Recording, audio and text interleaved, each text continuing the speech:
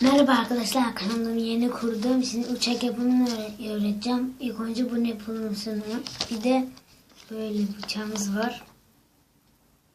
Şimdi ilk önce şunun büyükten başlayalım. Görüyorsunuz herhalde. Şimdi ilk önce şöyle. Sonra bir de şuradan büküyoruz. Bir daha bir taraftan büküyoruz. Bunu böyle yapacağız. Şöyle büküyoruz. Büktük. Sonra bunu da bir daha şöyle büktük. Böyle bir daha bunu da şöyle bükelim. Şimdi birinci uçağımız kolaydı ama büyük oluyor. A4 kağıdı, istediğiniz kağıttan olur, defterden koparıp da alıyor. Bunları bir daha şöyle. Bir de bu şimdi o büyüğünü yapacağız. İlk önce şöyle hep katladığımız gibi şöyle katlıyoruz. Sonra bunu geri alıyoruz böyle.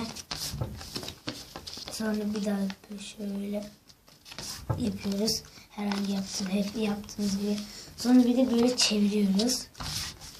Çevirdikten sonra şunu böyle ne kadar büyük kanadını istersen o kadar yapıyorsun. Ben bu kadar büyük istedim. Bir dakika. Ben bu kadar büyüklükte istedim. Normal sadece böyle de yapabilirsiniz. Sonra bir de kanatlarını şuradan şöyle yapıyorsunuz. Böyle yapıyorsunuz oluyor. İyi günler. Ben ve baban olmayı unutmayın. Görüşürüz. Bay bay.